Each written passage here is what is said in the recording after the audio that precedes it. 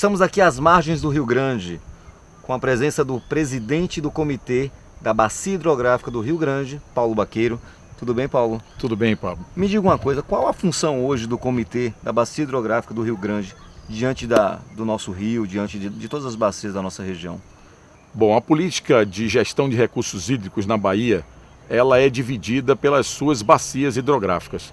A Bacia do Rio Grande é uma das bacias que compõem o Rio São Francisco, a Bacia do Rio São Francisco.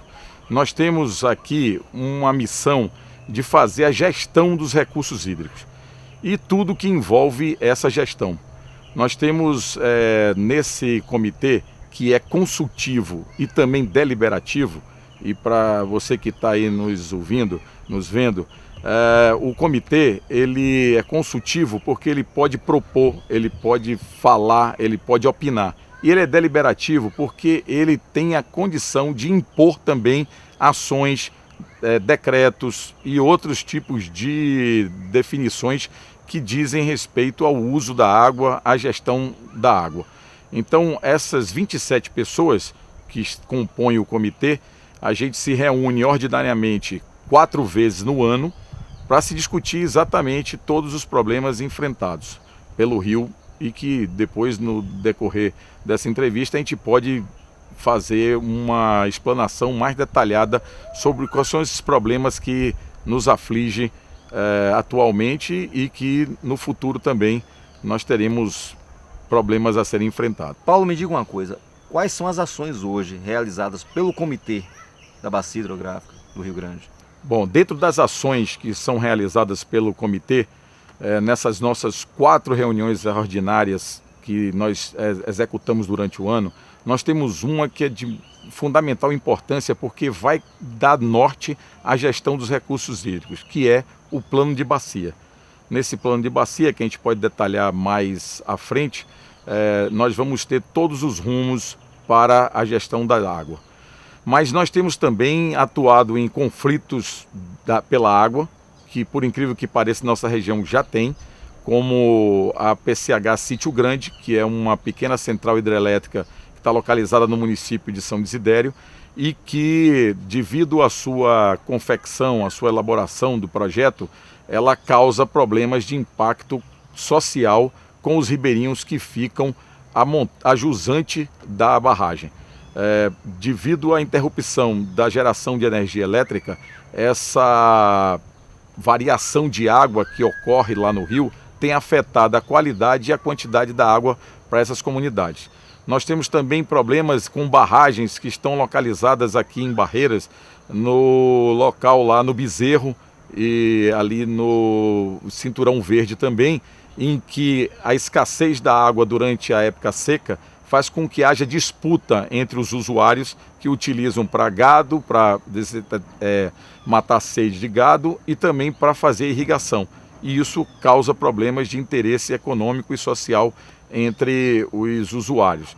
Nós temos também a questão da discussão sobre outorga, que para você, telespectador, entender melhor, a outorga é uma concessão do governo estadual para o uso da água. A água é um bem público, mas que para você utilizar, você tem que ter uma autorização do governo do estado, no caso aí o INEMA, Instituto de Águas e Meio Ambiente, né?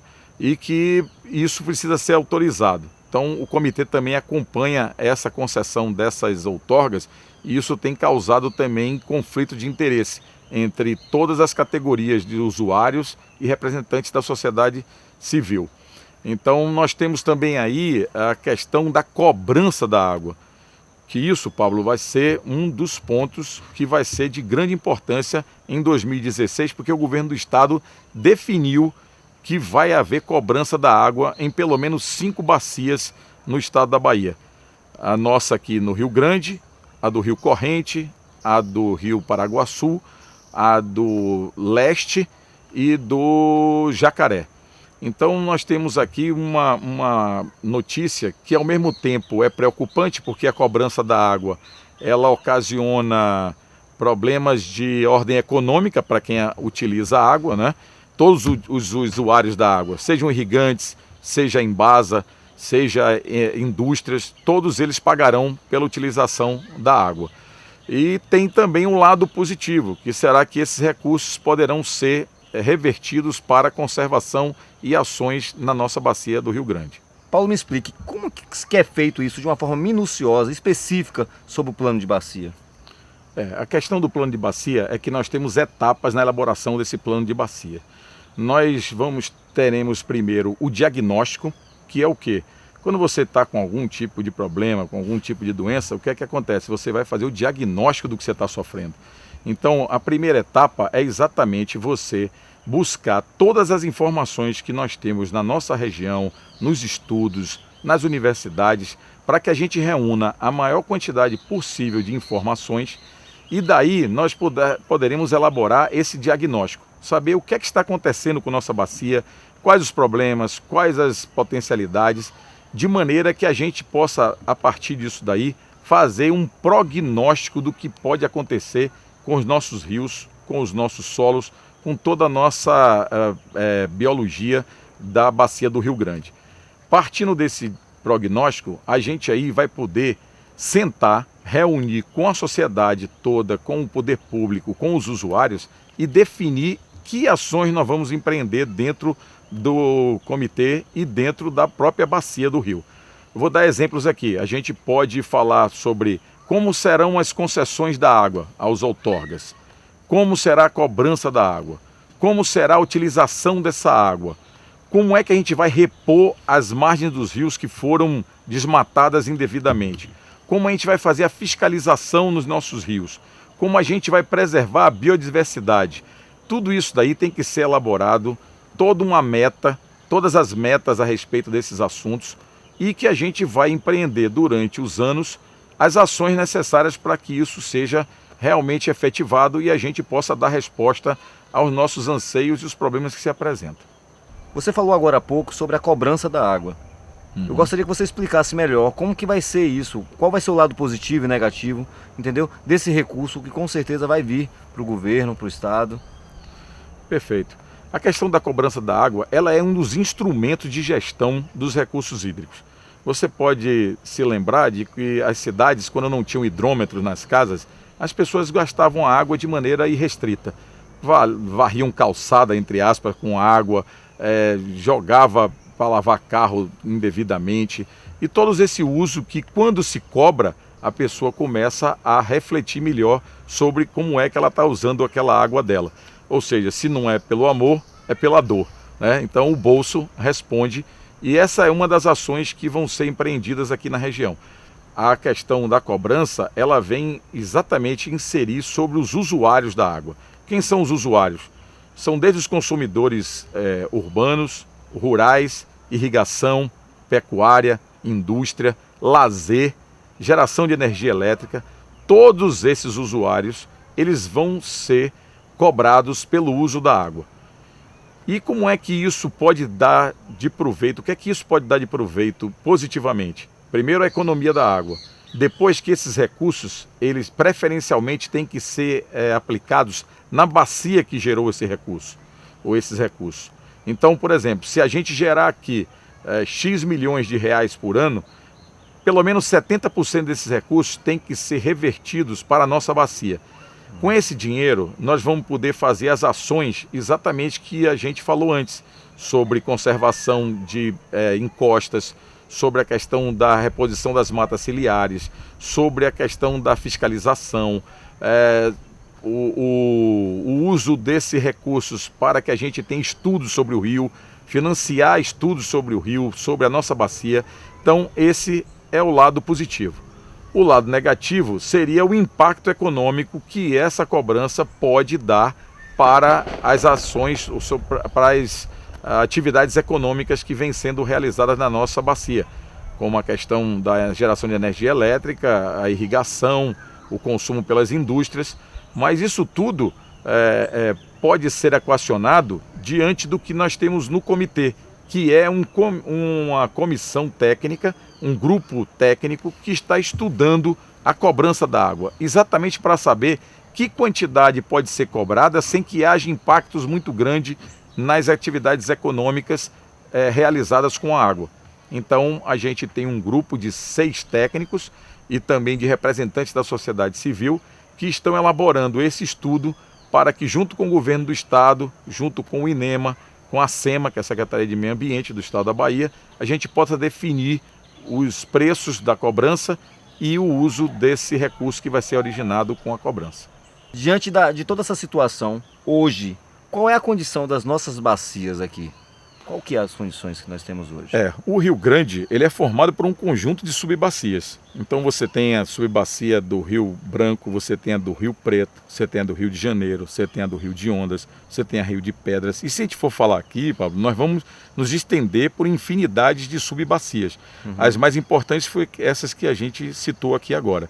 Mas a condição dessas bacias, ela tem muito a ver com a qualidade da água que a gente pode perceber nas imagens que o rio está barrento.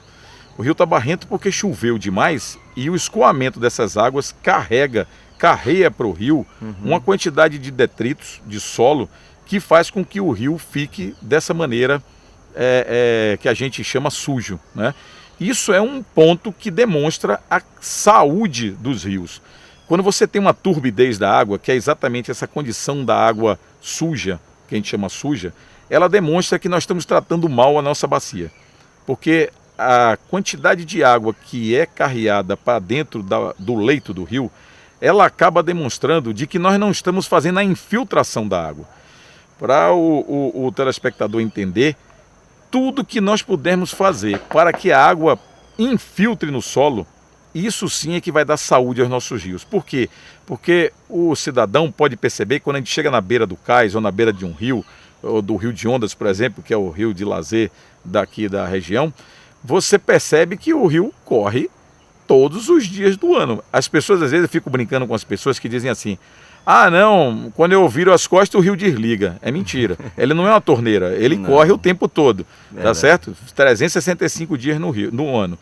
E nós temos aqui cerca de 6, 7 meses sem chover, sem cair uma gota d'água. Como é que esse rio se conserva fornecendo essa quantidade de água durante esses 7 meses? É porque nós armazenamos a água no lençol freático, no aquífero Urucuia, que está aqui presente na nossa região. Então essa questão de armazenar tem a ver com a infiltração da água.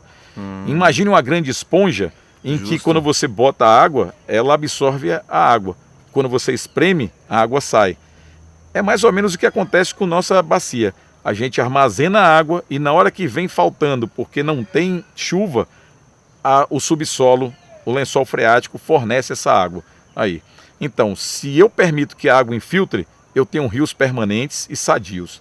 Se a gente faz qualquer tipo de ofensa ao solo, que é o local onde a água bate, quando eu tiro muito a vegetação nativa e eu não faço nenhum tipo de técnica de conservação do solo, que seria exatamente terraceamento, curva de nível, plantio direto, o que é que eu estou fazendo? Eu estou dificultando a infiltração da água e aí ela corre em cima do solo, fazendo a erosão, levando para dentro do rio todos esses detritos, né? E quem quiser assistir uma coisa deprimente, vá na ponte lá que leva ao FOB, né? E que você vai ver nas primeiras chuvas do ano uma quantidade imensa sendo trazida no Rio de Ondas de lixo, de pedaços de madeira, de garrafas PETs, mostrando que nós também precisamos ter cidadania. Nós precisamos também atuar, não é só querer que os outros façam. A gente tem aquela máxima que a gente ouve desde da Rio 92, que era o quê? Pense global, mas haja local. Ou seja, a gente está falando que o mundo está degradando, que o meio ambiente está... Mas se a gente, como cidadão, também não recolhe nosso lixo, não protege o nosso solo, não economiza nossa água, nós estamos atuando contra o nosso discurso. A gente tem que respeitar a natureza, né? Porque quando ela não é respeitada, ela revida contra nós mesmos. Então, assim, e tem tanta gente destruindo a natureza sem nenhum tipo de consciência, sabendo que o solo é a nossa única fonte de vida, né? A questão toda, por exemplo, tem dados que a gente levantou de 1934 até 2014. Então é uma sequência de 70 anos de medição da vazão do Rio Grande. Eu compilei todos esses dados, fiz uma média E a média é que o Rio Grande tem 102 metros cúbicos por segundo. Para quem está assistindo a gente entender melhor, 1 metro cúbico é como se fosse uma caixa de 1.000 litros. Então você teria 102 caixas de 1.000 litros sendo cheias em 1 segundo. Caramba. É muita coisa. É muita água, coisa. gente. No momento que a gente está aqui, o rio está a pleno. Aqui a gente vai a mais de 160 metros cúbicos por segundo.